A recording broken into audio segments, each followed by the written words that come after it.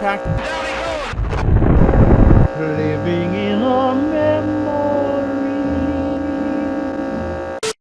Hey, I am Jeff Christian, and you are in Impact. Today is the first of our episodes, and we're really excited you're here. And I'm a former IFBB pro, bodybuilder, business owner, and entrepreneur. And to my right... Hey guys, I'm Kevin Broderick. I am a multiple business owner, entrepreneur. We're here on the Impact Podcast to basically interview people who we feel is creating a huge impact in society, and people just overall that we feel are interesting to talk to and have a great story. Yeah. So today we have in one of my favorite people on the planet. His name is Sergeant Josh Hemmings. Now, Josh has not done any interviews at all since coming home.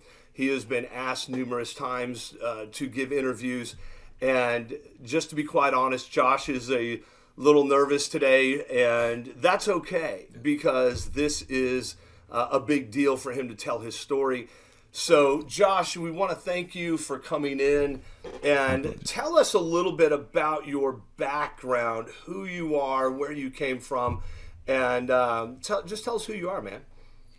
Well, first off, I'm a child of God, first and foremost, Amen. and saved by grace through faith. And as far as my background goes, I grew up not too far from where we are now in Snellville, Georgia. Had two great parents. I mean, I was raised well. Yeah. They did get married to each other twice. So, but other than that, I mean, they raised me well. They brought me up in, a good church. And so that's kind of where I'm from. And my sister, I have a little sister that didn't come along until 15 years later. So we have quite the age difference. But she's great too. Beautiful young lady. As far as my immediate family, I'm so blessed to have a family to include my wife, a family of 4. I've got a 14-year-old, Addie. She just started high school, and then I've got my 11-year-old who just went into middle school. And then a 5th grader, Jeremiah, he's last year in elementary school. And then we have our baby Selah, and she's in 2nd. And they're what I live for nowadays. Awesome. Hey, yeah, let's do this real quick. Josh, you brought some stuff in that was really kind of cool, and wanted to, if we could see that stuff. You brought some things with you. And so if you want to grab that stuff real quick, let's take a look at that. And that's really, really cool stuff. And then we can kind of jump off from there. I know Kevin has some questions. I have some questions. And we'd love to just talk to you about that. Well, look, it was mainly a gift to you individuals for just having me on. This is a little background behind it, and why it's a gift. It's so back, if any of you like history, back in World War I, the United States Marines, the tip of the spear, were fighting in a battle, I believe it's called Battle of Wood, in Germany. And the Germans said that we fought so fiercely that they gave us the nicknames Teufelhunden, which means they fought like devil dogs. Wow. And the French agreeing gave us something to wear, and that on our uniforms. And only when you're a part of 6th Marine Regiment do you rate to wear it. And this is it's rare, even if you join the Marine Corps, to get one. Wow. So this was it was special. It's a token of my appreciation for me to you guys. Can we see that? Yeah. Hold that up. It typically goes over the shoulder, over your. Can you show us how it kind of goes? Yeah, you'd like say your dress blues would be, depending on what if you're wearing metal dress blue, alphas or bravos. It's just right. Alphas, you got your medals and all that. Bravos, you got your medals in like ribbon style. Yeah. So it just depends. But you wear it on your left, I believe it's your left shoulder. It's been a while.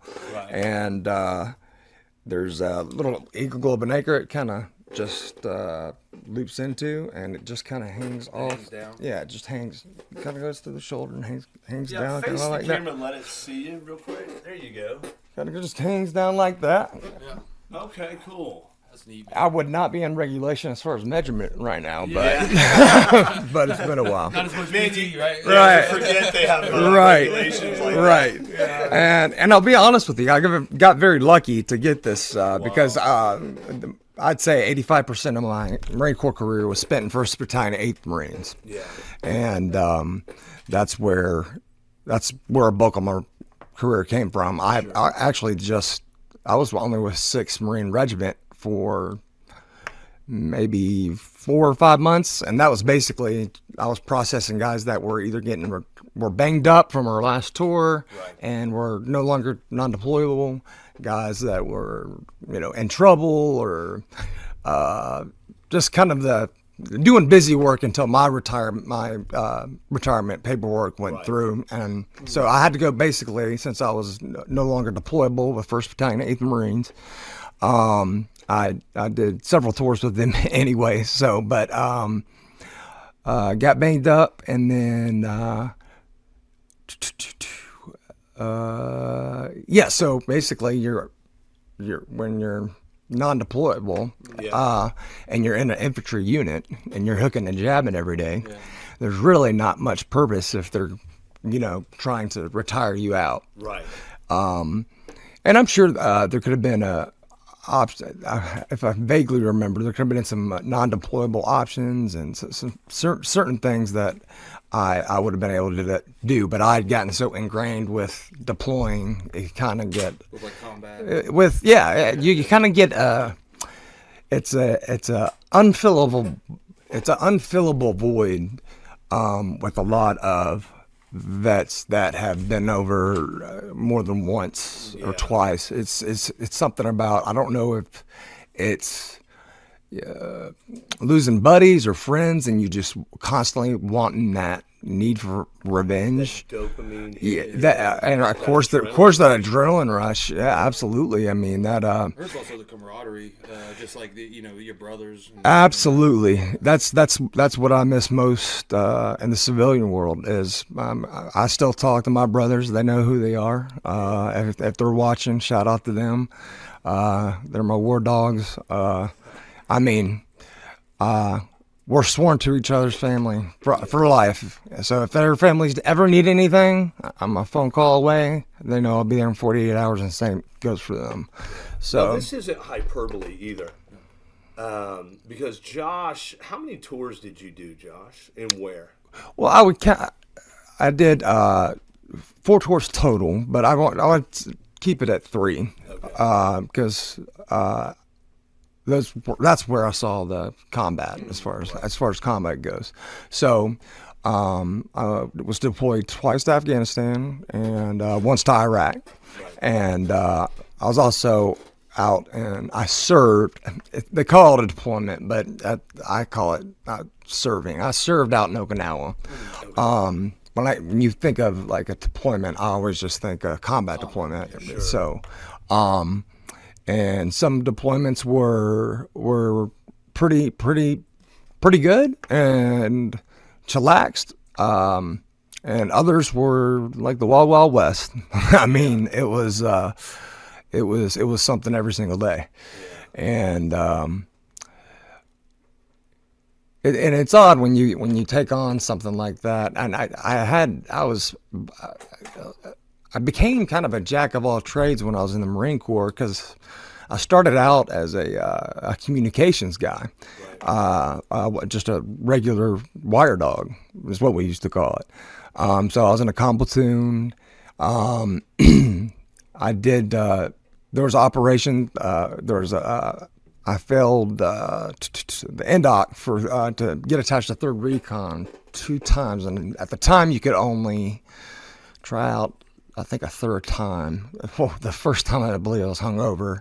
Second time I fractured my ankle, and then I got it on the 3rd. Yeah. So, And all I did over there was just, running gun loops and stuff like that. But my primary time in Okinawa, where I was communications, doing, going to Australia, training the Aussies, went to South Korea 3 times, Philippines. We hit up Thailand, a lot of Asian countries, Right. and then we were mainly stationed in Okinawa, Japan. Right. So, to take leave, it was a really expensive plane ticket, so I just took leave to Tokyo and went to mainland Japan. And we took a little vacation to Mount Fuji, of which was like a vacation, but they were really just conditioning us to hike Mount Fuji. So that was, a really cool experience. Had some good times over there, great times over there, but nothing compared to my brothers at 1st Battalion, 8th Marines. That goes from the infantry side, from the communications side to, there's just, I was blessed to get involved to where I met a lot of different people from a lot of different jobs and a lot of different backgrounds. Right. And a lot of different ranks too, because I was one of the very few black belt martial arts instructors there. So that was that was a fun belt to earn. What And basically, what it's called is Marine Corps Mixed Martial Arts. Oh, really? Okay. So basically, the fundamentals of it are, your boxing, your wrestling, a little bit of jiu-jitsu, Krav Maga, utilizing body weight manipulation and stuff like that. So you got to go hand in hand. Basically they add in, weapons, knives. Yeah. We call them woo on woo, weapons of opportunity, like whatever you have available, regular available. Yeah, I mean, rock anything you have available. It's just, it's like similar to some of the UFC concept. The basis of it has UFC concepts of a mixture of things. It's just significantly more violent. Just about getting the job done at that point. Yeah. That's the goal. Yeah. Hey, let's back up a little bit. So, Josh, you are a decorated veteran, and you are now on 100% disability. Yes. So let's back up and talk about the Wild Wild West. Are we okay with that? Yeah, sure. Go ahead. Shoot away. So, talk to us about your deployments. Where Josh is, full disclosure, Josh is in my men's Bible study on Wednesday night, and Josh was telling a story because I asked about, tell us how God protected you over there, and Josh started telling us some stories about how God protected you over there during actual combat. And you were just telling us stories upstairs about kids and things of that nature. I just want to open it up and ask you, Josh, tell us about the Wild Wild West. Tell us what actually went on over there that you experienced, that you're comfortable talking about. Sure. So that our people understand that these guys weren't just over there sitting in the sand, dude. Mm-hmm. I mean, there were guys that were dying. There were guys that were getting blown up. You were blown up. I mean, things of that nature. So tell us about the Wild Wild West. Well, first and foremost, I kind of want to preface before I go into that. I feel like it's very important. It's a key point. It's pivotal, actually. Right. I'm gonna just back up right before I went to. So if you want to be an infantryman, you go through School of Infantry, and if you get tasked with a communications job, any other job, you go through Marine Corps combat training. Right. So I'm sitting in my top bunk, and I completed boot camp. Everything was done with that. I was just waiting for training to start before we went to our jobs for our schools. And I'm not afraid to admit and tell you, Josh Hemmings was absolutely terrified. What the hell did I get myself into? Yeah. Laying on that top rack, just looking up, missing home, being a big baby, just thinking, why did I get myself into this? I'm about to go to war. Am I crazy? And no joke, that Josh Hemmings is the guy that was having these cowardly, hey, maybe I should get a taxi and get out of here, kind of thoughts. And that was just the truth. It's something that's not anything you're really proud to admit, but that was just the bare bones facts and truth. But don't you think anybody, Kev? I mean, wouldn't you think anybody would be that way? That's just what I was about to say. I think that's just going to be human nature. Yeah. Right. If you're just like, I'm ready to go in and combat, you might be a little, like, have a little psychopathic tendency. Look, years ago, I had a kid in my youth group that got in some trouble in the military. Yeah. He was over in Iraq, and, he was taking pictures of dead bodies. This kid trained since I can remember him being a young man. He just wanted to be a SEAL. He wanted to kill people and that type of thing. And he ended up in Iraq. He ended up in trouble because dude had no conscience. Yeah, exactly. So I don't think, and I think people watching are not going to go, oh man, Josh is a coward. I think that's, like you said, that's human nature. That's very human, I feel, like that feeling. The conscience is going to come into play a little bit as we go forward. But at the time I didn't have, for whatever reason, at boot camp, didn't have any issue. Was a squad leader. We had honor platoon. Anyways, that's boring stuff. Let's fast forward after my 2 years. I served 2 years out in Okinawa, Japan, and that's where I did the. I guess the most exciting thing out there was that I tried out for the NDOC, but other than that, so now I'm at 1st Battalion, 8th Marines, and I'm really excited to kind of, at this point, after I've served 2 years in the Fleet Marine Force, I had gotten, at the time they put me on a board to get promoted a little early. So if they'll kind of evaluate the Marines that you have in your platoon, as I was in SWAT platoon, and they submit you, and then you go before a board, and anybody that's been in the military knows there's a lot of monotony. You got to drill, you got to know, stand in front of a board, uniform inspections. It's just like it's an honor. It's an honor. But sometimes when they tell you, like, hey, you got 24 hours, you're going to be on a board, it's like, oh, my uniform's ready. I'm freaking out. Because the physical fitness tests, combat fitness tests, the work. So, got very blessed and was, I actually won the board over there. So I was meritoriously promoted to corporal, relatively early. Came to 1st Battalion, 8th Marines, which is what I wanted. I wanted to go to an infantry unit. Just because I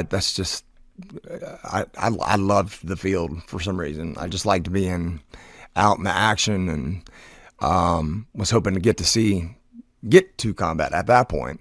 And let's see, my first tour. Let's say Iraq. There was a couple. We had several. I can maybe count on one, maybe two hands. Some indirect fire or incoming, but way outside the base of Al-Assad. We were at Al-Assad and Ramadi, and I can't remember the. Let's see what. I wasn't stationed there, so it really doesn't matter. But anyway, Al-Assad's a big air base. You hear stuff in the distance, but nothing like you're gonna get real. You're not gonna get your thrills off there, just because it was towards the end of the Iraq war, right. However, I did serve there for several months and got real close with little did I know the brothers that I would be serving with in the next several. So I was supposed to rotate out, actually, at that point, after I got back from Iraq, because it was time for me to do what they call a B-billet. Like, for example, you can be a recruiter. It's basically you get taken out of the fleet, you become a recruiter, drill instructor, security forces, something like that. Yeah. That's back what it was when I was in, at least. And I had just gotten my black belt martial arts instructor's certification. So I volunteered to go on that third one, second one that I count. Yeah. So I volunteered because I wanted. It's like I got a taste. I barely got a taste of anything in Iraq. I mean, Right. you know. So when I get to Afghanistan, I mean, it's day one. It's day one. Boots on the ground. You know, you're getting shot at. If you go outside, you kind of progressively get out further and further. You got your, bases that are, further in with the big chow halls. And then, you're getting closer to the front lines when the less crap starts popping up, and what takes you to, like, they'll start off, like, we go over in a commercial flight and, then we'll get like a C-130. Then you get in a Hilo or something like that, or an Osprey or something like that.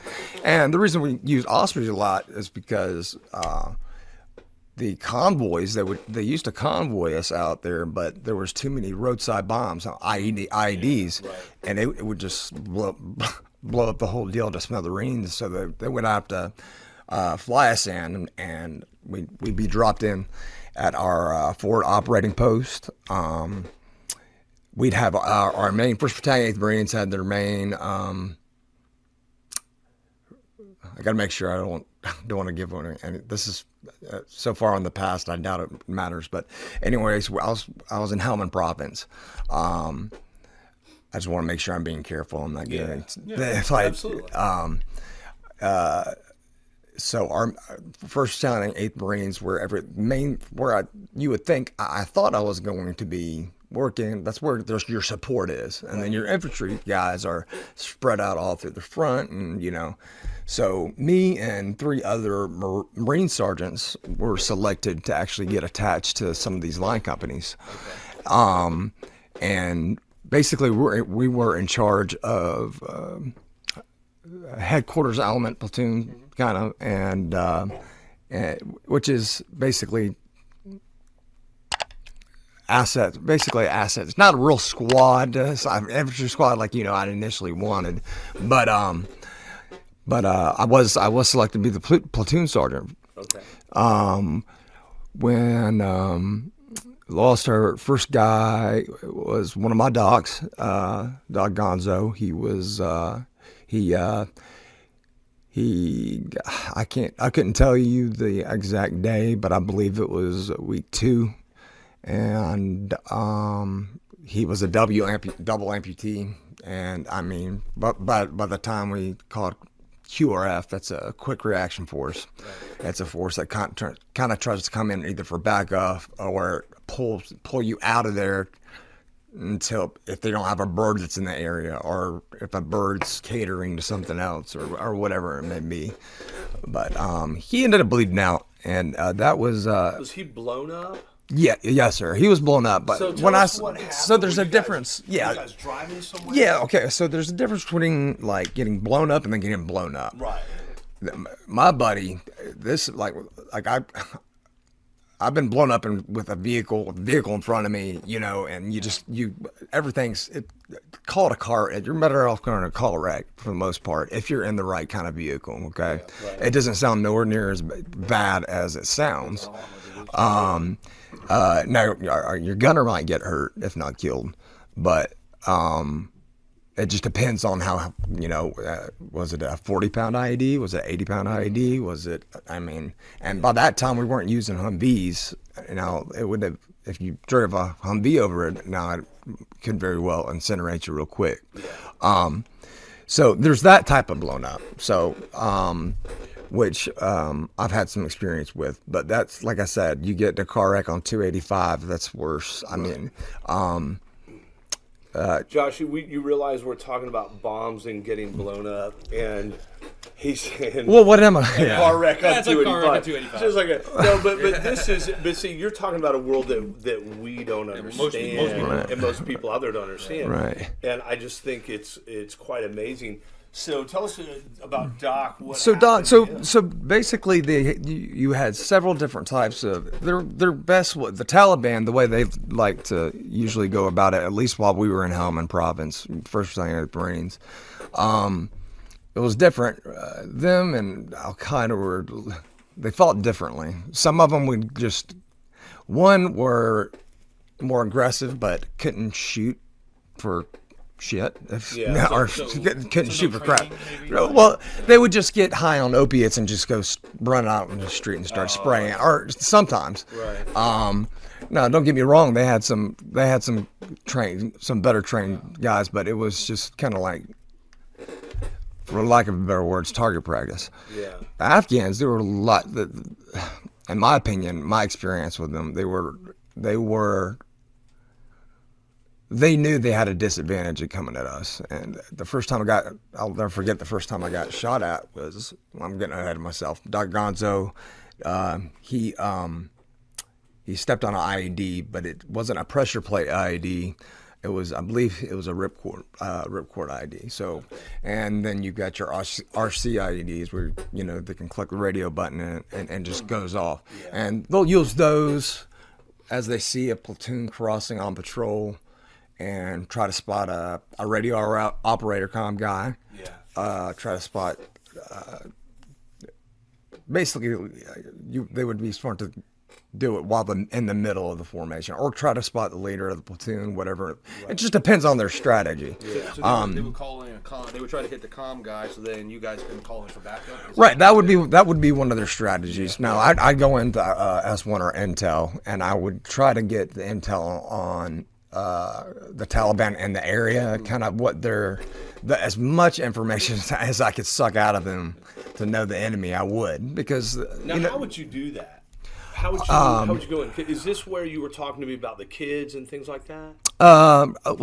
So basically, I wasn't at the big base in Helmand Province where 1st Battalion 8th Marines were. I was out with Bravo Company with the Marines. Yeah. We were covering a very large area of operations. Alpha Company was one place. We were in one place. Bravo Company was in one place, and then Alpha Company was in one place. Right. So, I forget where I was going with that. Well, we were talking about Doc, but then we switched to just talk just a little bit about the intel. Where you're getting. Yeah. So Doc. Yeah. So Doc he ended up bleeding out. That's how. We tried to tourniquets, just didn't work. Yeah. And in a way, just to kind of caveat, anybody that I lost over there that I've known or were friends with, mentally, you prepare yourself, and psychologically, what I would do, and this is really messed up, what I would do is I would look at my best friend in the platoon, who I would go out and party with, was over at my house, whatever. I'd pick out a couple of them in my head, and I'd just run through scenarios of worst case scenario deaths on them, and I would replay it psychologically, trying to numb my, so numb senses kind of get, and there's a couple other things for just in case it happens. Well, yeah, because the bottom line is, you were here to do a job. Yeah, it's. Yeah, I get Marines won't agree. Of course, there's times if we didn't have a job to do that I would have grieved and mourned. But when you're in combat, that's just not the right time. Yeah. You give your guys a few minutes if you can, and it's back to business as usual. And if you got to clean up, you got to clean up. And it's got to be very matter of fact, because you don't know the next time you're going to get in a tick, and your mind needs to be as focused as possible, because one small one small increment second, could be the difference in everything. And so can I ask a question? And I think this is relevant. So Doc gets blown up by an IED. Right, and you guys are trying tourniquets. You're trying to get him. Is he conscious at this point? Unfortunate thing about Doc is that he had his he was our doc. Yeah. He was our doc, and he hid his morphine, because you got to make sure that Marines with idle hands or get bored. Had to hit it, so nobody knew where his morphine was except for a couple other people, myself, and I forgot to tell.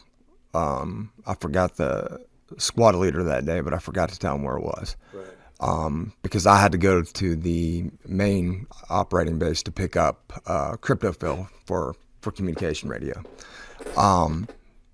But from what I understand, it was around 30 to 40 seconds, and he was gone. Wow. So that's been processed. All that stuff is, you wouldn't. I wouldn't have signed up or took an oath if I didn't expect certain things to happen. Sure. And I love every single one of my Marines and sailor that is not here with us right now. In my opinion, they're the ones that. It took me a very long time not to feel guilty taking any money. I had to. There's a lot of things on my claims that I just at first I didn't feel hardly anything, and then I had a platoon sergeant at the time saying, like, I know for a fact that you have other stuff wrong with you. My thing was I just felt guilty collecting a paycheck when there was guys that came home and it was just one of those things. But that's besides the topic. And real quick, I would feel that all that suppressing, basically that grief, right? Because your adrenaline's running, you kind of understand in your head, right? Because guys are like that, very analytical. We understand what's happening. But I feel like that grief would, like when you come down from that high of the adrenaline, I feel like that grief would probably start overwhelming people over time, right? Right. Yeah, and I expected that from my platoon, and I was okay. I would be okay with that. Well, once I started, they actually started letting me. Once I got exposed to some firefights and they saw I knew what I was doing a little bit, they even let me lead several combat mounted patrols, several, and mounted and unmounted. Now, is this where you were talking about the rabbit? I did do it this before. Tell us about the rabbit. Okay, so the rabbit. rabbit. This is where I was, Josh. And this will tie into kind of how the Taliban would fight you, a little more intelligent. There were better shots. Yeah. I'm telling you, my ear got nicked on my very first time getting shot at on Thanksgiving Day because I was making a bonehead move. And usually you can tell if you see, and over there in Afghanistan, guys, there's mopeds and everything, but it really looks like Jesus days. It's mud huts. Yeah. And if you see a village and it's women and children kind of doing a mass exodus, chances are somebody's coming in and it's going to be occupied really quick. So at any rate, the problem with that is they would have what we'd call kill holes, and there's a whole other ordeal with kill. Basically, a kill hole, you pop up and you can see a muzzle flash, but it's hard to zero in when you can't really aim in on somebody, or especially if you're 500 meters away or something like that. So what I would tend to do, I would never ask any of my Marines to do something I wouldn't do. And there was kind of like a technique, I guess. I never did it in training or anything like that, but I realized, well, the longer the muzzle flash goes off in that window, the more likely, I can have one of my Marines, go ahead and eliminate the threat. My thing was, let's do it ourselves. I was a little too aggressive sometimes. So at any rate, I call it rabbiting, and I would never make my private or private first class do anything like that. But what I would do is I would get two main positions. For example, we were one firefight. We had like a half wall, like just like a half wall, half mud wall. Yeah. I had a team of guys behind, and then I had a saw gunner and a few Marines up, probably, I don't know, maybe 35 meters away, roughly, give or take. And this is the first time I utilized it. So they're lighting us up, and they had outnumbered us at the time. I mean, we were a team out there just doing some just kind of doing like a little bit of mini recon patrol. I only had a small team of guys. So small team of guys. Well, we ended up getting we got into a villager's house, and they let us use the roof so we can kind of do some overlook or whatever. Well, we were on the roof, and we're just kind of laying down, just surveying the land, and there was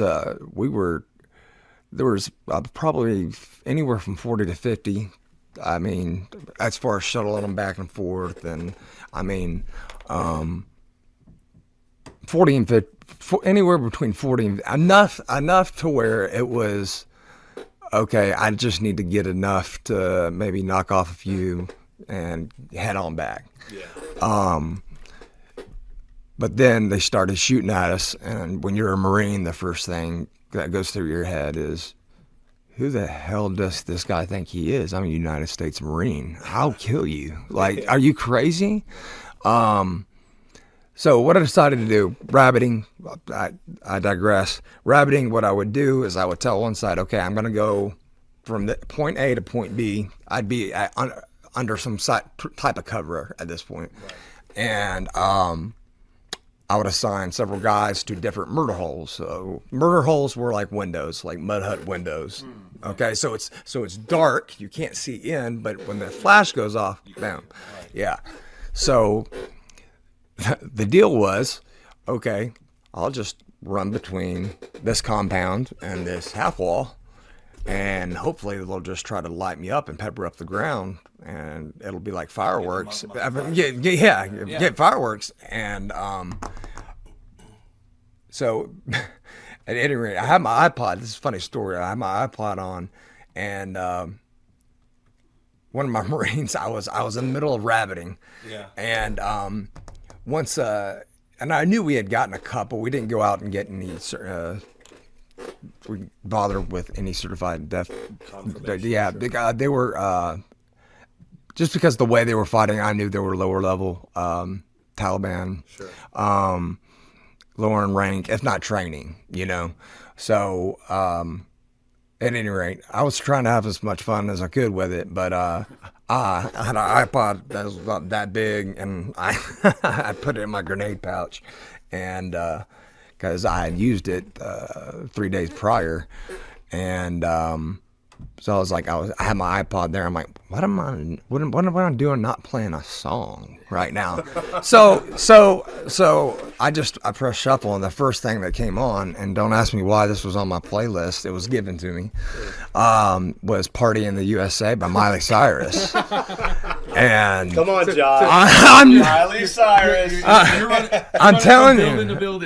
Yeah, and then I got to my saw gunner. My saw gunner looks up to me. He goes, "Sergeant Hemmings, with all due respect, is that Miley Cyrus? Party in the USA?" I go, "Yes, sir. Yes, sir, it is." He goes, "Well, fuck yes." Oh gosh. Excuse my language. Yeah. I don't know if we can edit that, but that was his exact quote.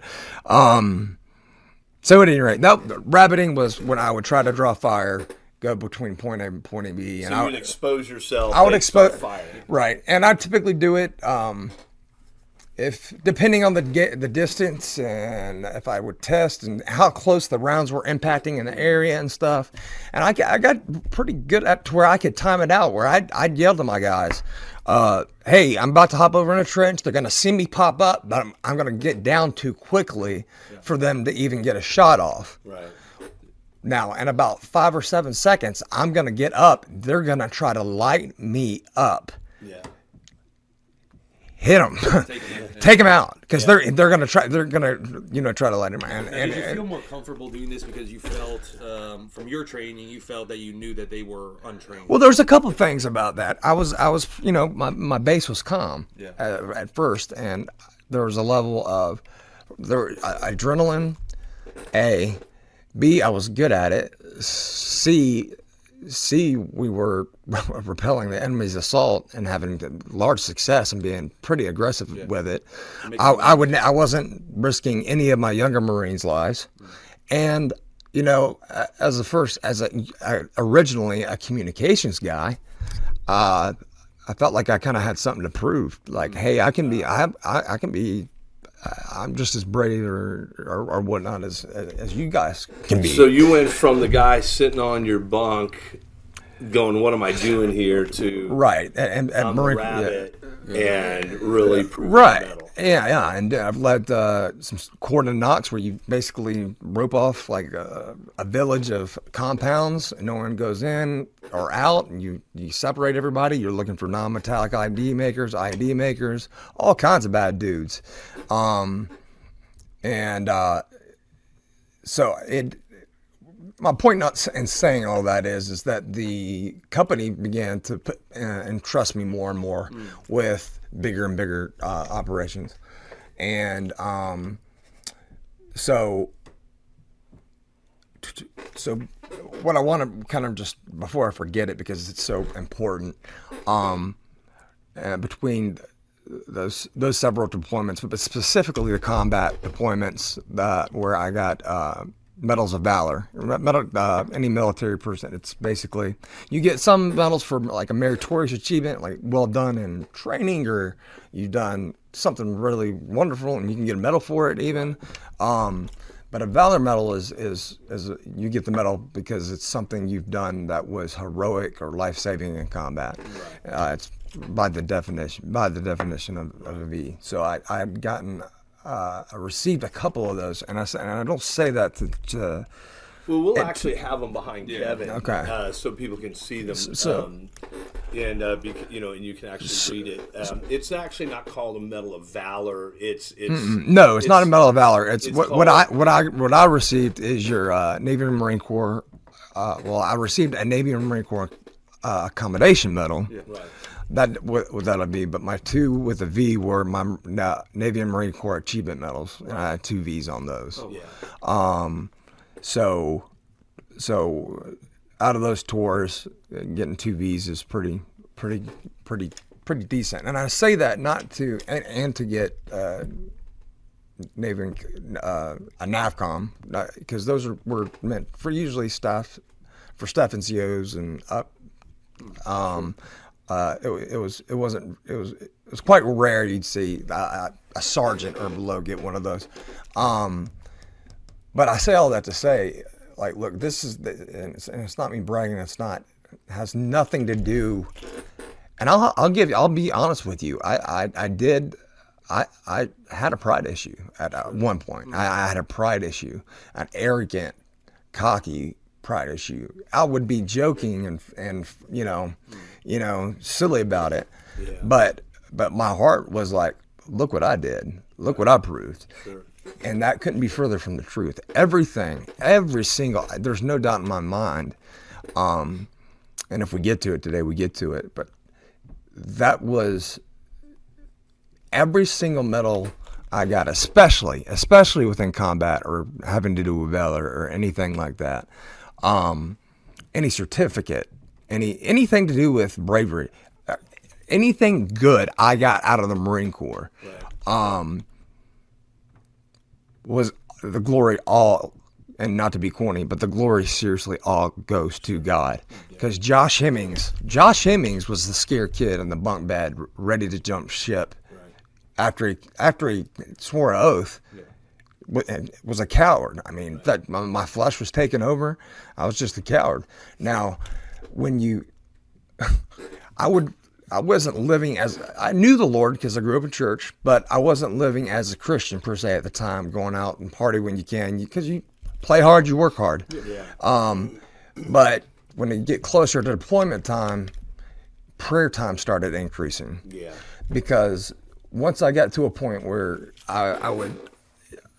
it got to a point where it just ended up, was kind of gravitated towards platoon sergeant roles, wherever I went in the Marine Corps, which was a blessing and a curse, because you gotta deal with you gotta protect, take care of the Marines, but you're also kind of that bridge to the, your higher ups and commands and stuff. And back me up. Sorry, sometimes my brain. We have editing. It's all good. Take your time. What was I saying? I was saying right before that. Oh, the platoon sergeant second thing. Okay, so the platoon sergeant deal.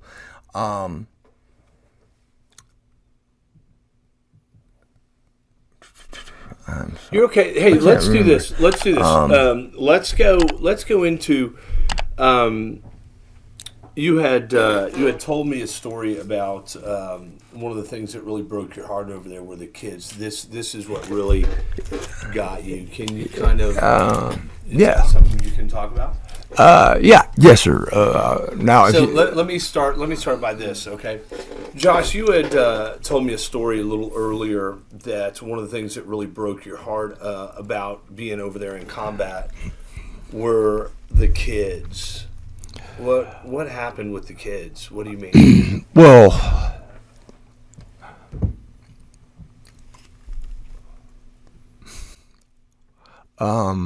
there's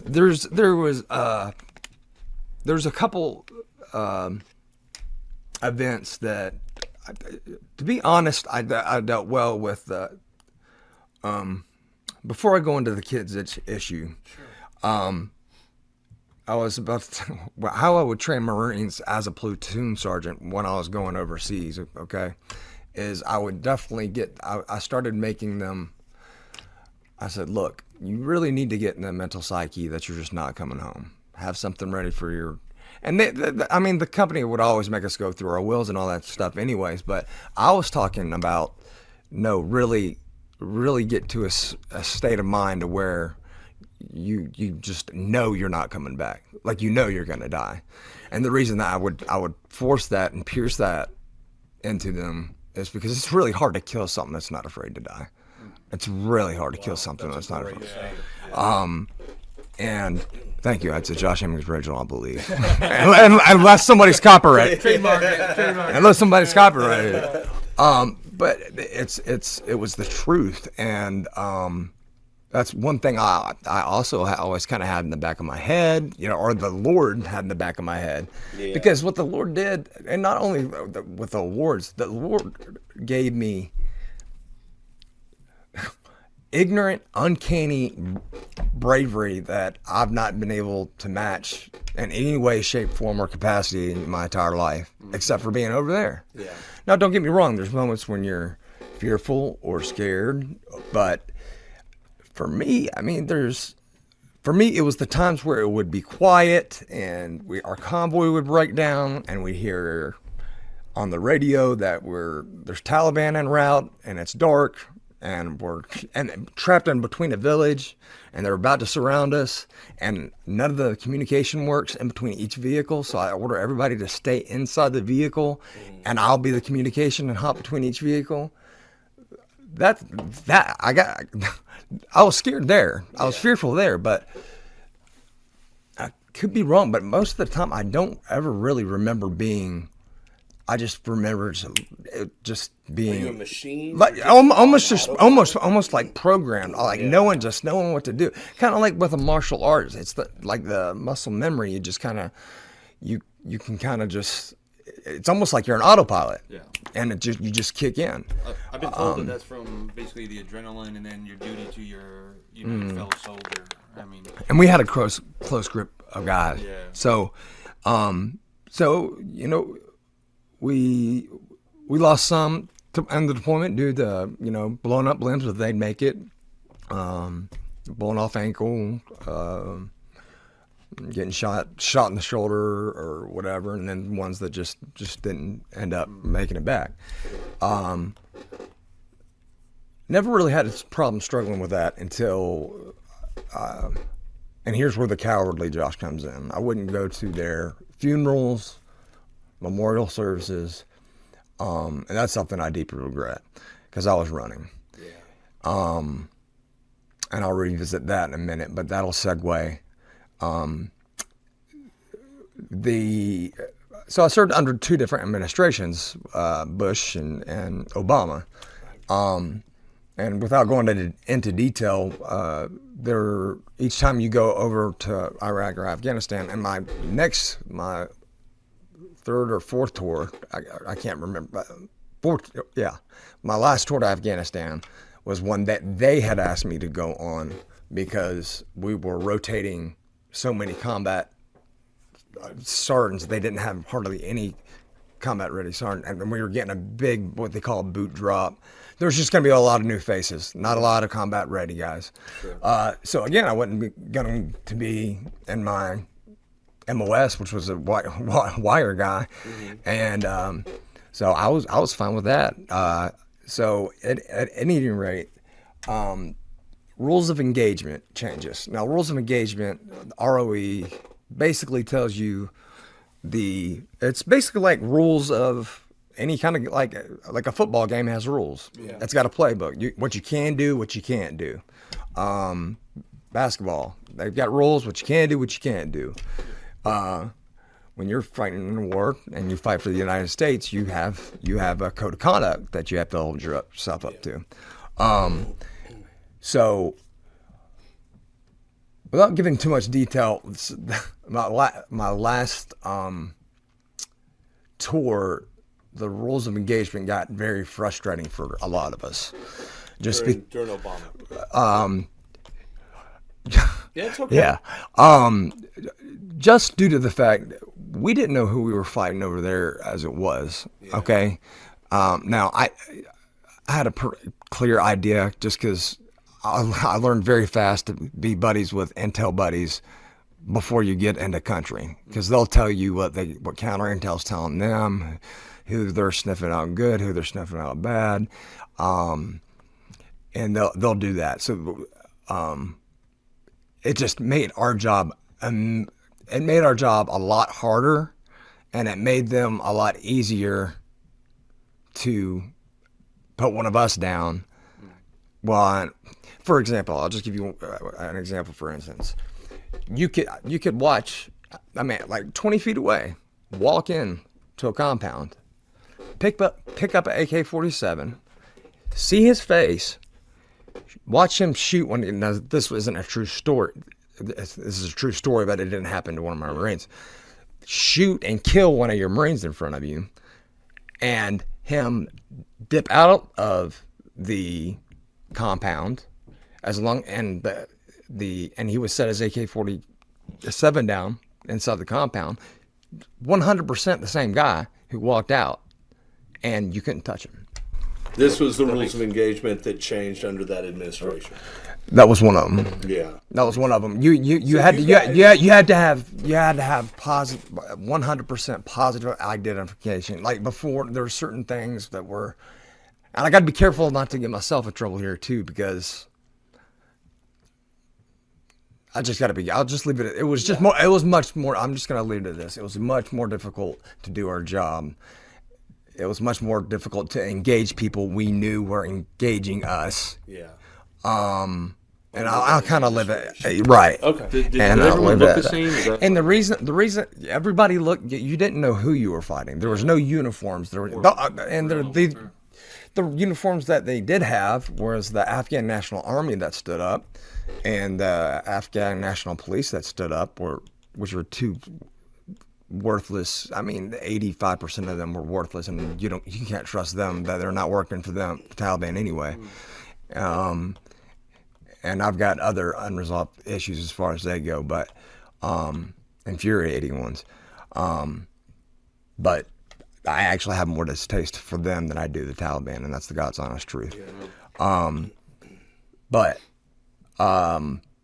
So just it made it a little more difficult to kind of get your job done, and me and my buddies, I mean, we just got, we're an aggressive bunch. We're typically like a more aggressive, type.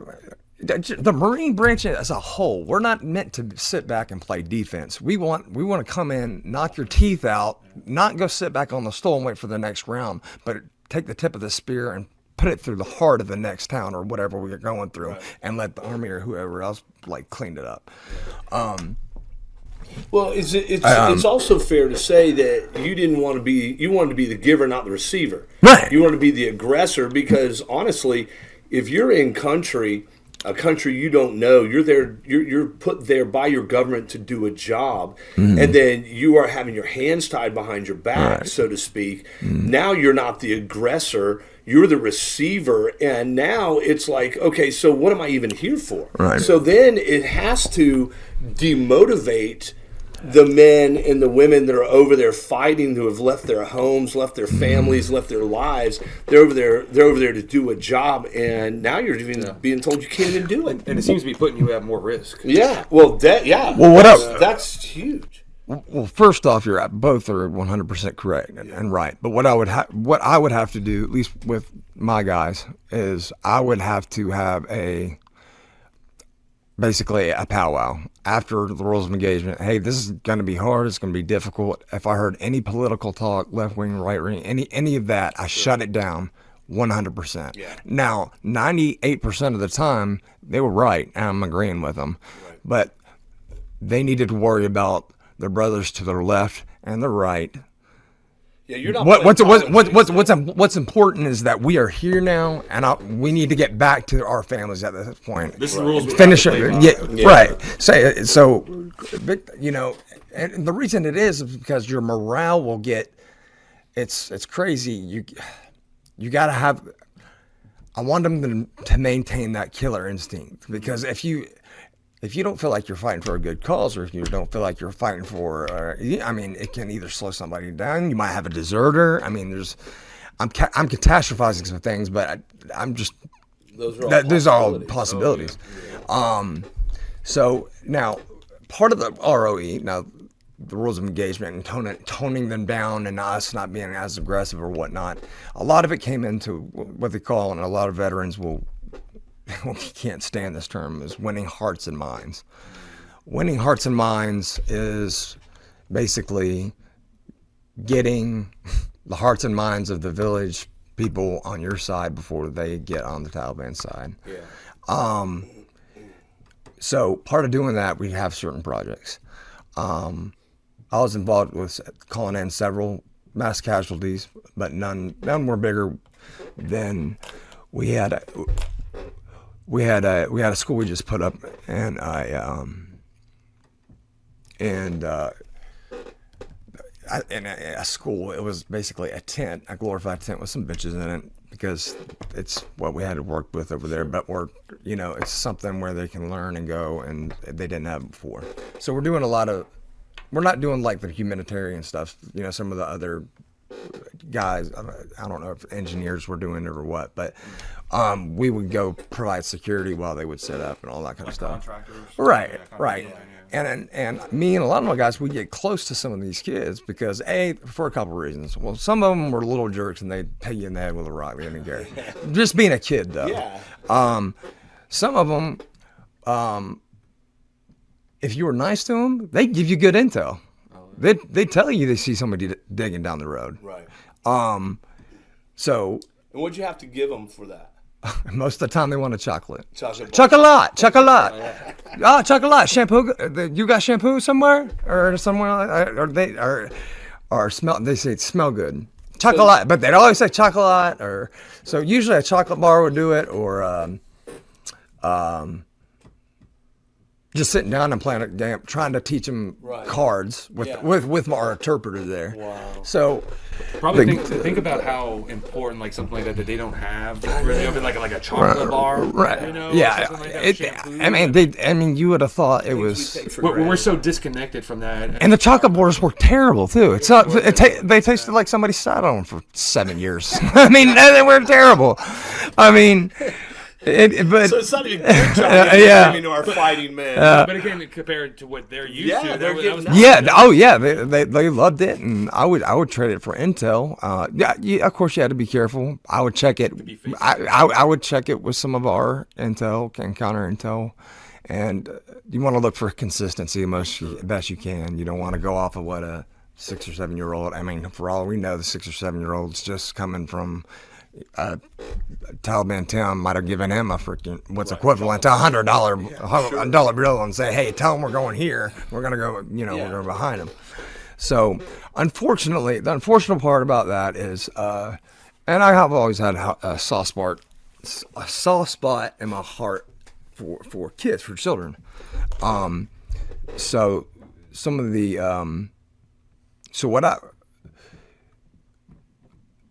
long story short, the school got hit, and a lot of the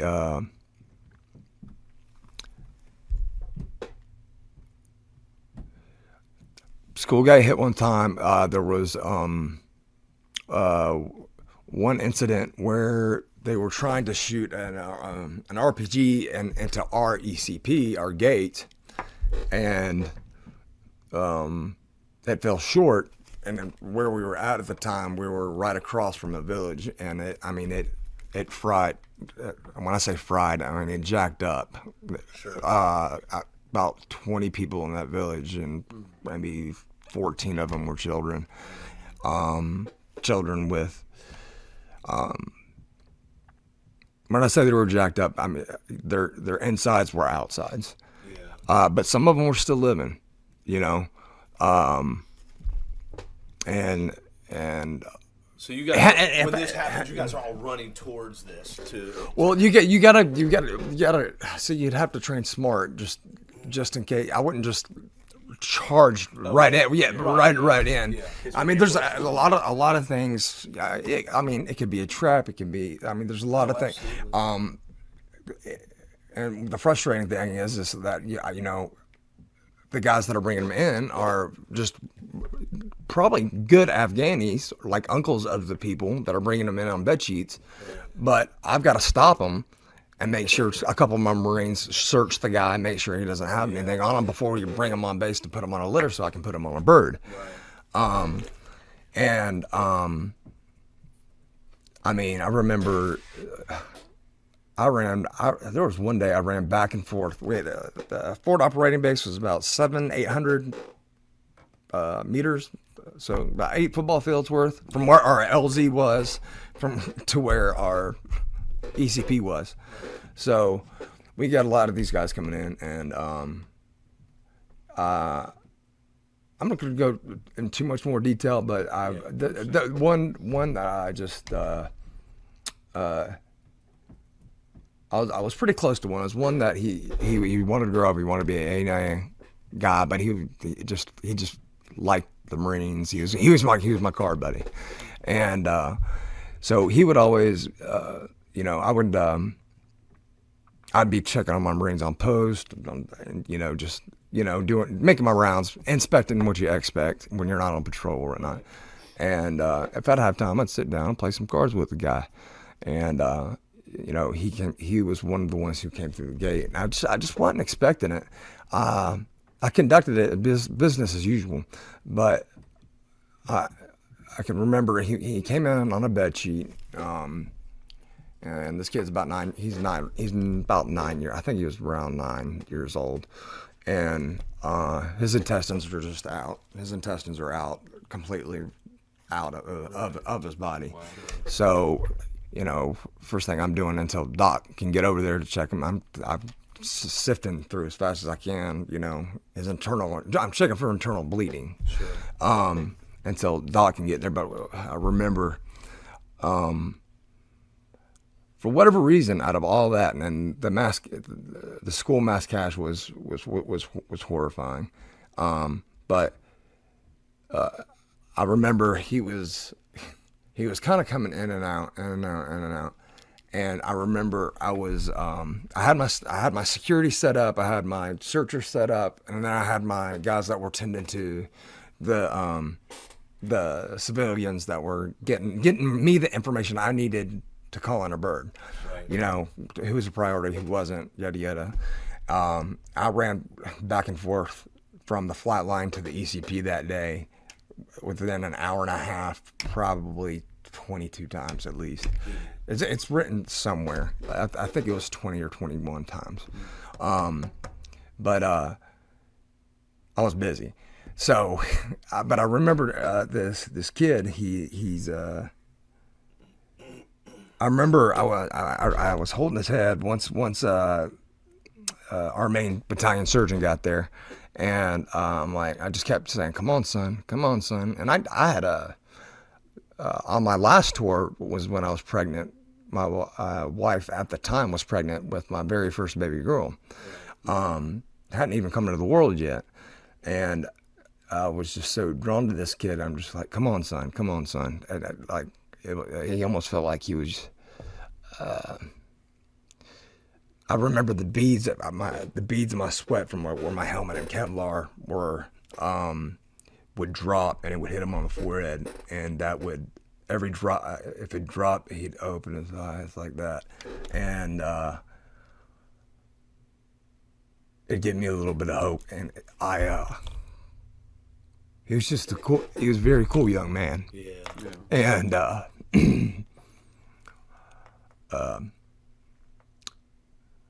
so that's as far as the kids go. That's about all I'll go into. The rest of it I got to keep kind of close to the chest and between me and the Lord, just because I got little ones at home and I don't want. But my point this is tough. I mean, you know, this is tough. Can I ask? Did the little 9-year-old boy, did he make it? No, sir, he did not. No. About. He was 25 seconds from getting on the bird. I mean, he still had a 15, 20-minute flight. So, I mean, he wasn't going to make it anyway, but... we appreciate your courage to talk about it. Right? This is hard to talk about. Yeah. Yeah, and like I said, it's funny, it's strange, some of the stuff's fun, even though some of your guys got banged up, it's not what you wanted, but I mean, it's what you signed up for. You're expecting something. You don't sign up for the kids. You don't. Yeah. I that's something that I didn't quite take into account. I don't know how you can prepare yourself for that. That's one of the things about war that's not so black and white. I mean, they can portray certain things in the movies. Things just aren't always so clear cut. Right. And I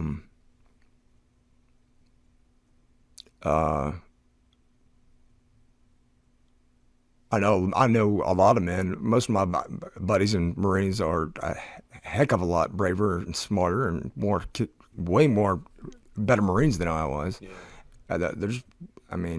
Way better. They'd be a better shot, but I would get an award because they were making me look good. So,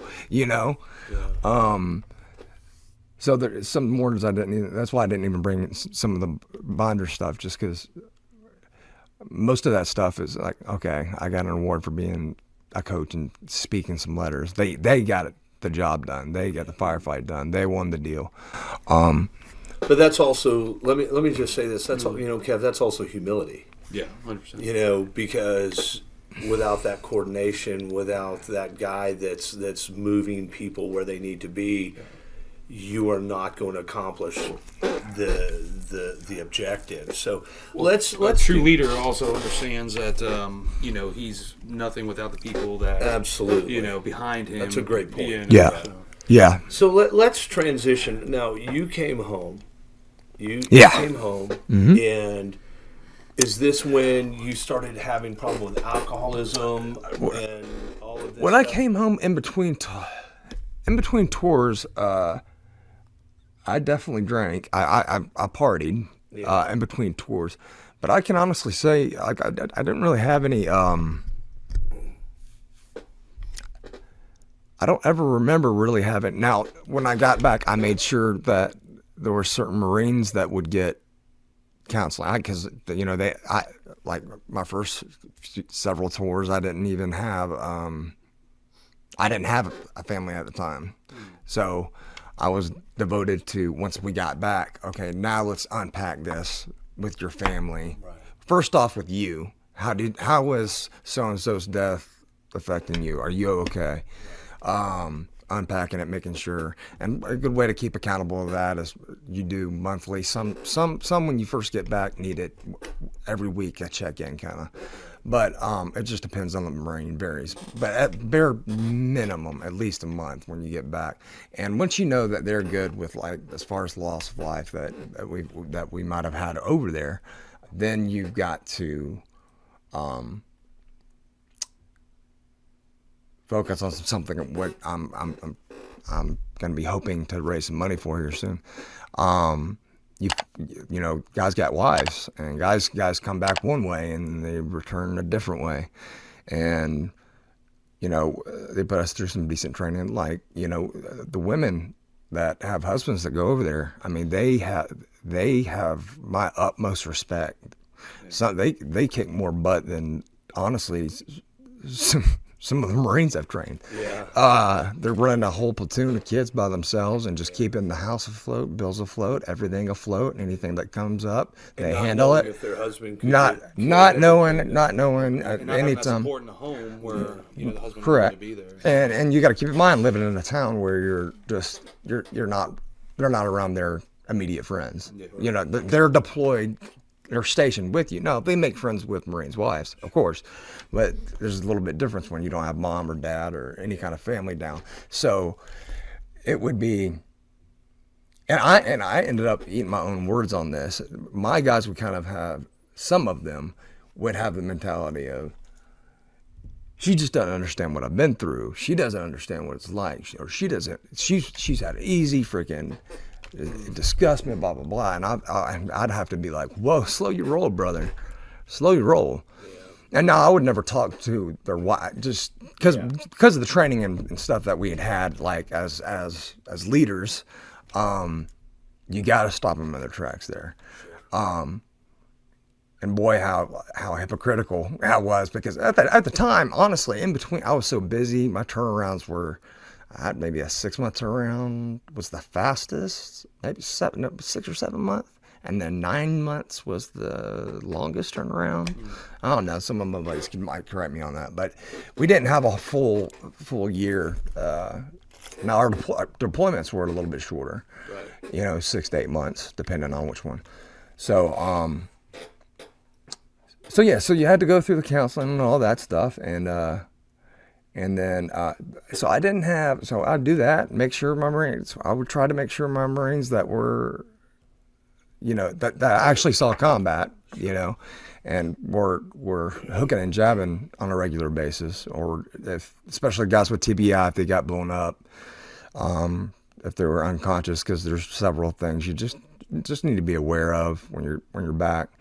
And then, so I don't know what it was. I guess my brain was just, I kept it so busy, and between each of my tours, I don't remember having any symptoms until 5 months after I got out of the Marine Corps.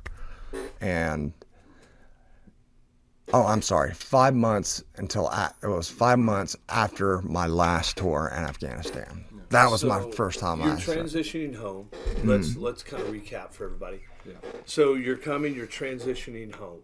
You're not going back. Right. At this point. After your last tour, and now 5 months after, you start dealing with what? First started with nightmares and night terrors. I didn't really know that, and that's what my If you explain the difference when you get My wife, and I would be told by at the time my spouse. Sometimes I wouldn't know. I would just be flailing around in the bed, and I just wouldn't know. And what I would begin, I take that back. I would remember a nightmare for me, and this could be Josh's own definition, but for me, and I have since been divorced, so I've got a wonderful wife that handles it. It's a blessing. I mean, she's just, that the amount that they've gone down and the way she handles me, and it's an amazing. And she knows the difference between the terrors and the nightmares, and so he blessed me. So, but at the time, it was very new. And this was my first spouse. My first spouse, she would, tell me I was elbowing her and kind of, kicking her, and she's like, you hurt me kind of a couple times, but not like hurt, but, and I would be like, oh, well, yeah, I was kind of, because I would remember my nightmare. Now, they started it seemed like the longer and longer it got, from deploying, or because this is the first time my hands are like, what? I don't have any Marines to train. I don't got to go to deploy. I don't got to get. It's like, what do you do with your hands? Ricky Bobby, what do you do with your hands? So the night terrors are a little bit trippier. They seem to be more intense, and then when you're waking up, it's almost like you're half awake, half asleep, and you're kind of having to kind of get back and even visually get back to kind of reality. Right.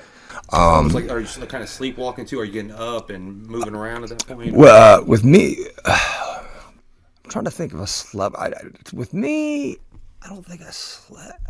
There would be times mine would be more so jumping up, Yeah.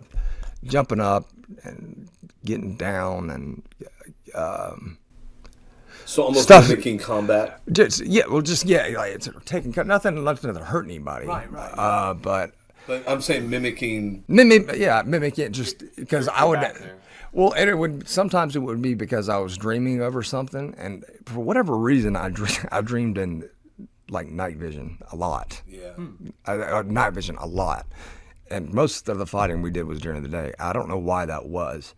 And I will say this, when that would happen, it felt just really demonic. There was something demonic about the dream. I can't explain it. I'm not saying I saw Satan or anything. Yeah. I'm not saying that. It was just I'm sure several vets out there know what I'm talking about. Yeah.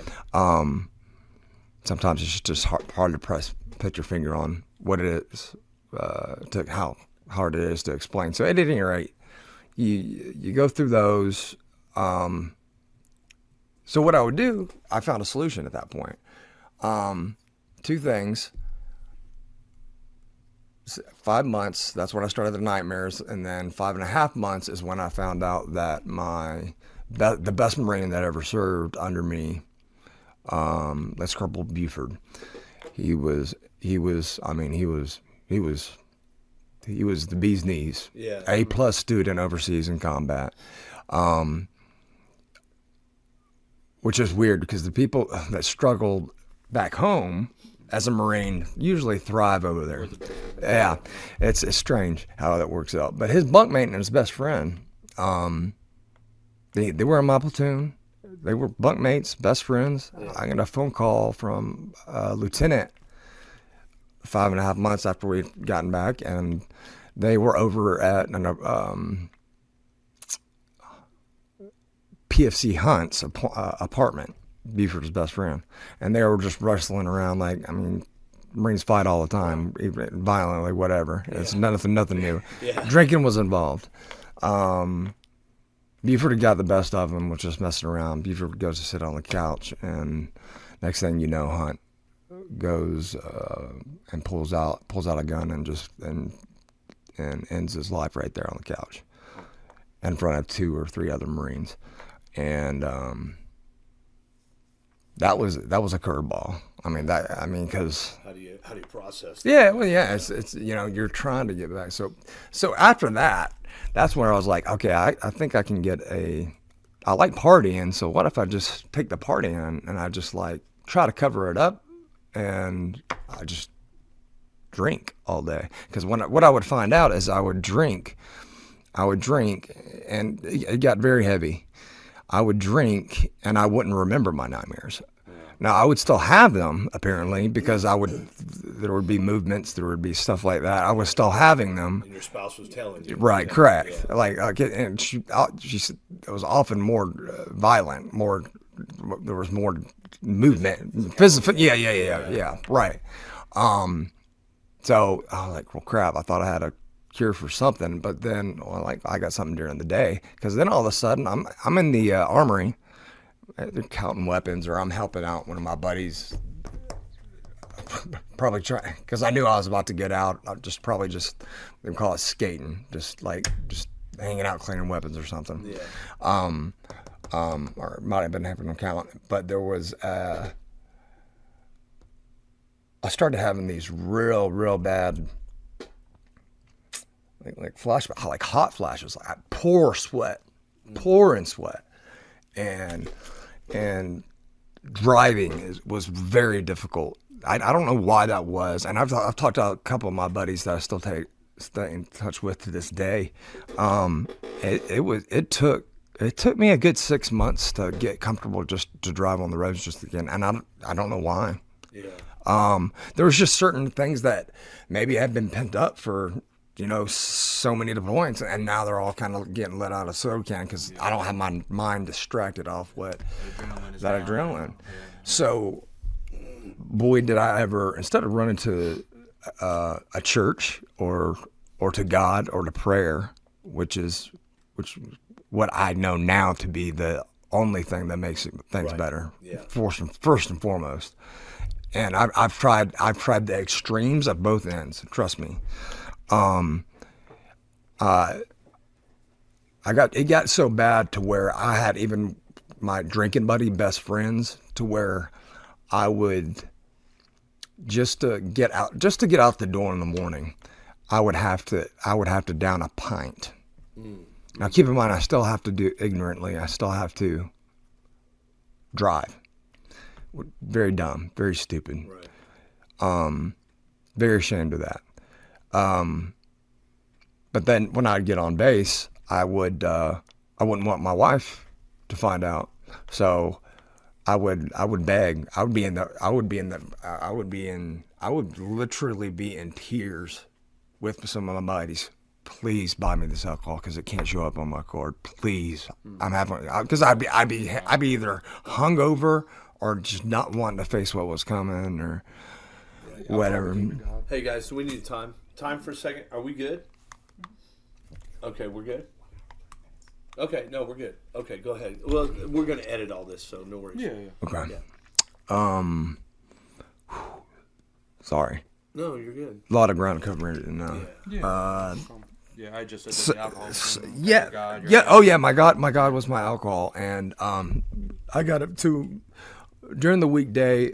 I would do a handle of vodka a day, plus 2 bottles of wine, and the reason I would do it that Monday through Thursday is I would take the handle during the day. That would get me through the day at work. Yeah. And when I'd get home, I'd have 2 wine bottles opened up, manipulating, like, oh, I bought a bottle of wine for you, and immediately take a sip out of that first, because she didn't mind me drinking wine or beer. Right. So then I'd drink that, and I'm like, oh, well, that's the alcohol you're smelling. It's the wine. How deceitful it got. And well, let's go into this, Josh. How long have you been sober now? Sober now, in 2020, February 4th of 2020 is my last drink of liquor. So we're looking at 3 years now? Yeah. Yeah. So how are there as far as liquor goes? Yeah. Are there days now where you still, like, you had a bad day yesterday? I had. And I'm not. Yeah. This is not okay. Oh, it's fine. But Yeah. you told me Yeah. that anybody else would be drinking. What happened to you yesterday? Because we kind of opened up this can of worms, Right. And we were talking, and it brought along some feelings. Do you want me to speak to the feelings aspect, or do you want me to speak to why I think what happened? A little happened? of both. Okay. And, Okay. Yeah. So a little of both, but you don't have to go into right, super detail. Just a little bit. So sometimes when I'm a Marine or any military personnel who's in combat, you wake up and there's just not a switch you can turn off your brain. You're depressed. You don't want to get out of the room. You don't want to get out of the bed. You can't. Sometimes there's not even a face to it. That's not an anniversary. Sometimes it's just you're in a switch is off in your brain to feel no dopamine, feel extreme depression, extreme anxiety, crippling anxiety. Panic attacks, and severe isolation. Sometimes you just wake up like that, or sometimes you won't wake up like that at all, and sometimes you'll just wake up completely with a huge ball of rage that you could just smash through a wall. Yeah. And don't get me wrong, since in my walk with Jesus Christ, when I had my first encounter with the Holy Spirit in 2017, that's changed my life. Yeah. And I still would stumble. I wasn't drinking as much. Like I drank 3 times in 9 months, and then, I mean, I went through a divorce at the time, and God sent me a woman I wanted to marry since I was 16. Wow. So I know he honored me giving up my drinking and stuff for this woman, and so I say all that to say that those days don't happen not near as often today as they used to, and some of it, it sickens me to look back on some of it because it was just so selfish. Some of it you couldn't help, but then some of it, I'd look back at myself and I would tell myself, like, look, man, here's the deal. Yeah. Get yourself together. You have a wife. You got 4 beautiful kids. Yeah. But as far as yesterday, now it had been quite some time, and this is the God's honest truth. I never thought at one point in time that I would ever go through a day and be like truly happy unless I had some sort of vodka or I was drinking and I just didn't think that was just a possible thing. And not only is it possible and you can be sober in it, but what's crazy about that is now 99% of the time, if I see a beer, if I see liquor being poured or someone drinking it, the sight of it and thought of it literally makes me nauseous to my stomach, like sick to my stomach. Yeah. Just oh my gosh! It's almost like a lightning bolt. A lightning bolt comes down and reminds me of my hangovers and everything. But for whatever reason, I believe I know the reason. I'm trying to start this nonprofit that. Well, let's get into that. Because let's talk about where you're going. You mentioned a nonprofit that you are in process of. Tell us about that nonprofit and how we can. Is there anything that we can do to support that? Yeah, maybe get the word right. Well, yeah. I mean, I'm definitely going to be coming back, but I'm at the very. I've been praying to God. I know He's been wanting me in some facet or another to help with kids, but there's a major. Long story short, there's a major ordeal with men with great character, not even great character, men with good or okay character being in the home of a family for a child. What does that have to do with military? Well, it has a lot to do with the military. because what a lot of people don't realize is, I think I'd have to check with my buddy, but I might have lost more buddies to suicide since I've been back than I did in actual combat, and or drinking or driving or overdose, but suicide mainly. Right. All forms of suicide, really. So you take that. So imagine that. Let's say that's 5 families right there. No more dad, and now you've got a mom. That's who knows what she could find, or if she would find anything. Not that a woman can't do it on her own, but there's a reason, and statistically, there's a reason why it's important. So there's that. There's focus on programs for wounded warriors, all that kind of stuff. But what a lot of people seem to forget is the fallout, the home front fallout. Yeah. And when I say a home front fallout, I'm talking about the guys that are committing suicide. I'm talking about the wives who this is their third go round of their husband just going back and forth, because that's all he knows. Because he comes back. Like when I got out, I didn't have a trade. That's all I've been doing for years. Yeah. I didn't have a trade. I hadn't had a diploma. I was blessed. I can get a free degree. Yeah. But my point is you're almost left with I went from having the most important job in the world to emptiness. So, it's gonna be a nonprofit, a fundraising nonprofit that's going to basically help the needs of families that are dealing. For example, I can't count. I don't have the stats with me, so when I come back, I'll get you all that. But you should see the numbers for divorce when vets come back. It's and once again, there's a male out of the family. So I'm trying to combat basically the family unit and putting it back together, because to be honest, the hardest part was getting back. Was the hardest part. There were several hard things. If I could chew on some for long enough, I'm sure I could tell you that, yeah, there was some stuff that was way more horrific. But for the long scheme of things, by far coming home is to me has been the hardest. Yeah. Especially when you have a family. Yeah. And especially when. Well, so can I say this? When you go from having your comrades, you go from adrenaline rush to adrenaline rush, dopamine. Right. You go from this lifestyle where you're training yourself not to remember, you're training yourself not to feel, you're training yourself to do a job and a job only. So now when you reintegrate into society, you reintegrate into that family.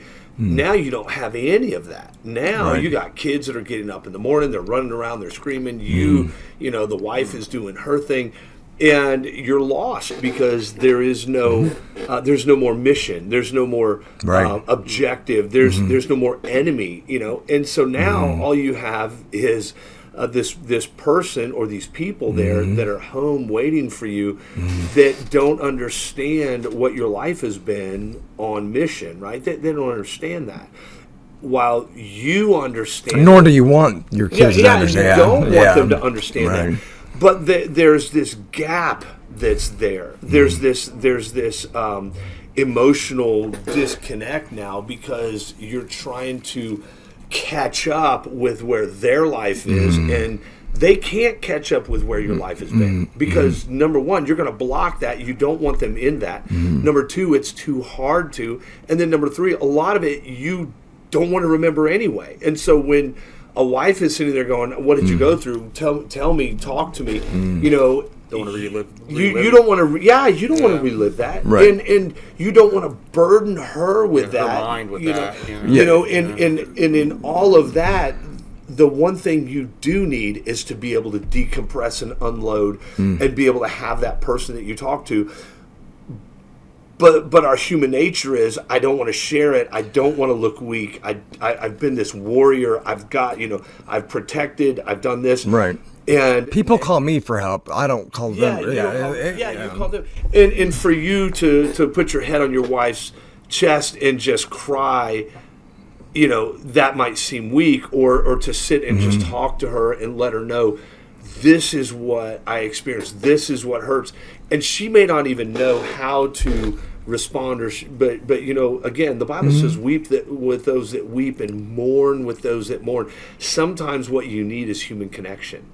And this is the one thing on Wednesday night that we try to do, is provide connection for men. Absolutely. And this is why my heart, when Josh 2 years ago was having a bad day, and you were trying to teach a Bible study, and quite honestly, you were just having a bad day. And I could see it. The Holy Spirit literally spoke to me.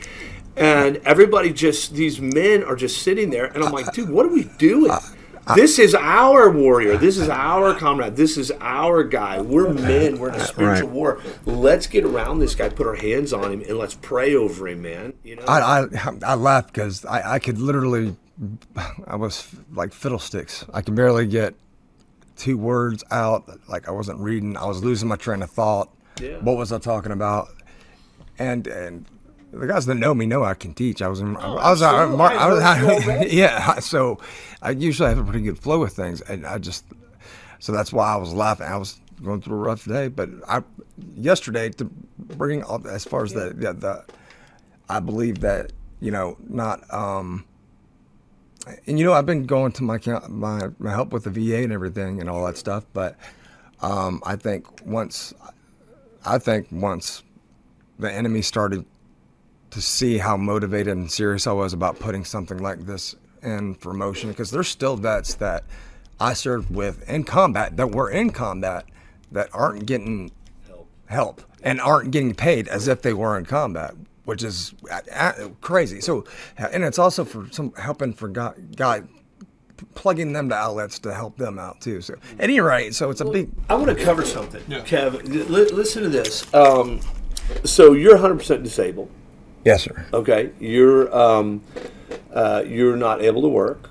That's correct. Okay, so I can't get what I was told. What I was told is I can't get 1099 anywhere. Okay, so here's the thing.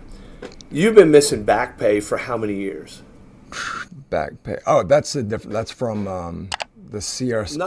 Well, it's not just from. I'm not talking about just from being disabled, but from your military career. Didn't you have some issues with back pay? Well, it was my combat. It was my combat related injury pay. It stopped. I was on what they call the temporary retirement list, and then I got transferred to the permanent retirement list. Well, for whatever reason.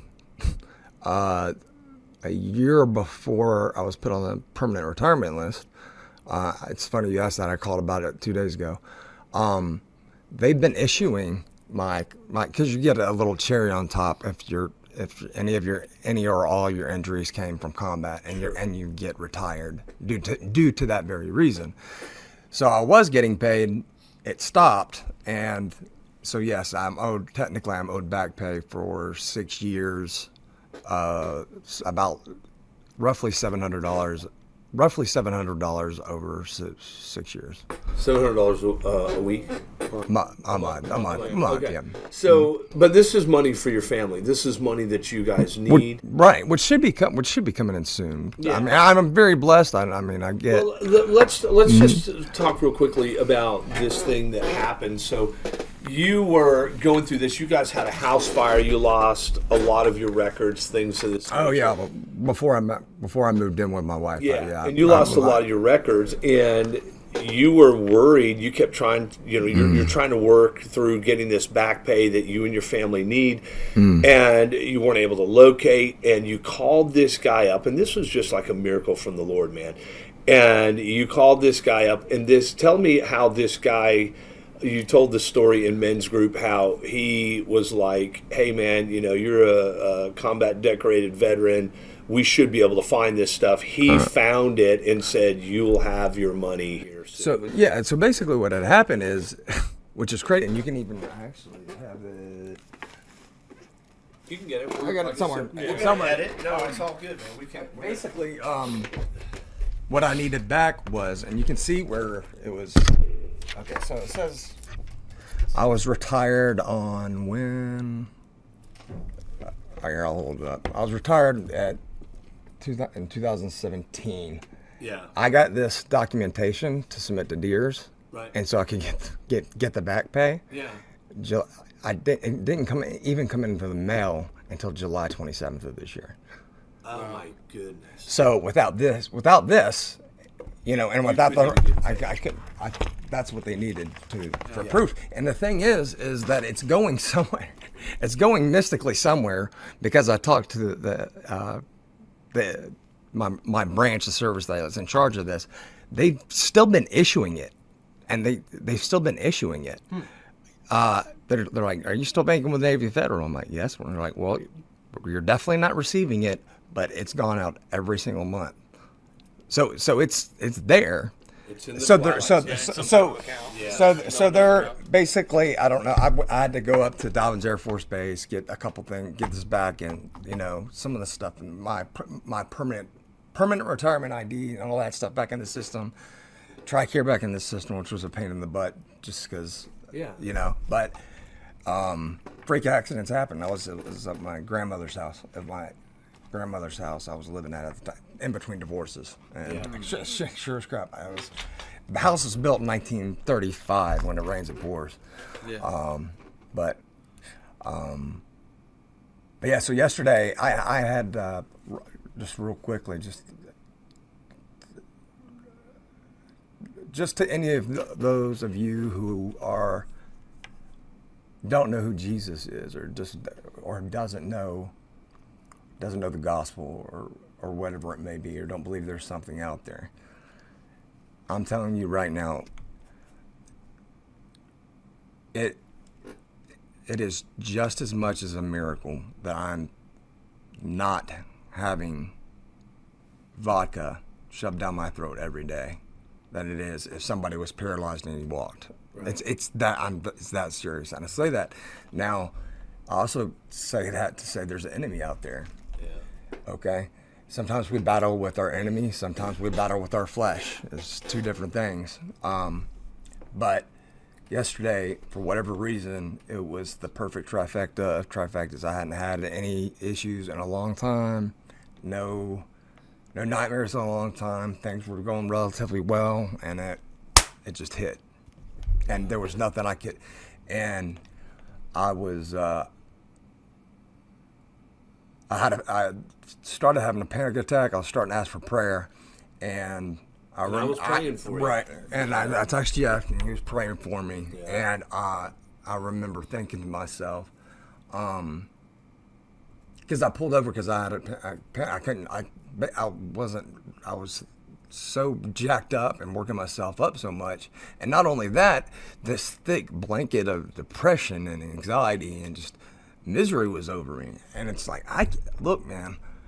And before I was in the service, and even while in the service, I used to never be able to understand how a man could kill himself, yada yada yada. I used to be a real big jerk about it. I don't condone it. I can 100% understand. I get. You can understand what takes a man there. Right. Correct. Absolutely. So, so yesterday was my first craving for vodka, and it didn't last. It didn't last that long, but it was scary because I felt like there wasn't that much more I could take. Yeah. And I just say that to encourage you. Look, when you're starting to go and you're up and up and come out of any cloud of darkness, whatever darkness it may be, whether it be you as a veteran or a wife or your children or whatever your situation. I'm getting texts from vets that got all kinds of crazy situations. I buddy him. I can't believe he's not getting any compensation. He's done 2 combat tours with me. It's just nuts. So when you start to do, I've noticed it for myself. When I started to getting better, with the Holy Spirit kind of came into my heart. Jesus started removing that stuff. Well, the enemy knew I was coming here today. Sure. I don't think there's any mistake that I don't believe in coincidences anymore. I'm not ashamed to admit that I've been to Peachford, which is a psychiatric hospital, several times, and was going what you would call crazy. But that's where I thought it's where I found my salvation. But I do believe, after talking to Pastor Tim, that I was saved. I was saved today, and I had my first Holy Spirit encounter at Man, brother, December the 17th. day you cried out to Jesus is the day you got saved. Right. You So know, that would have been yeah, it. you may not feel it and all of that stuff. Right, I but didn't it feel doesn't- anything. Doesn't make it not Nothing true. tingly or fuzzy. Yeah, it doesn't but- make it not true, because you know what? It doesn't rely on a feeling. Right. And that's the thing. So here's the thing, man. We are really glad to have had Josh in today. Amazing. And, Thanks for having me. Sergeant Powerful. Hemmings, Sergeant Hemmings. Really, let me start that over. We are really glad to have had Sergeant Hemmings in today. My pleasure. He is a good friend of mine, and I really wanted to have him on, and now you understand why. But it doesn't stop here. While this podcast ends for you, Sergeant Hemmings and many like him still have PTSD, all the effects of being in battle and combat, that while your life goes on, their life still deals with it. Just remember, there are American heroes out there that suffer every day, and some kill themselves, some commit suicide that you don't even know about. 24 a day. 24 veterans a day kill themselves.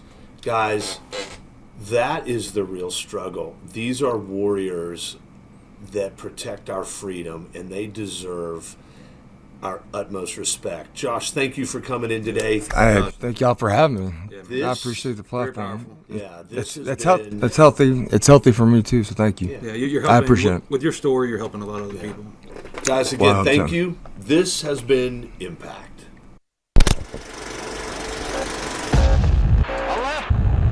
The impact.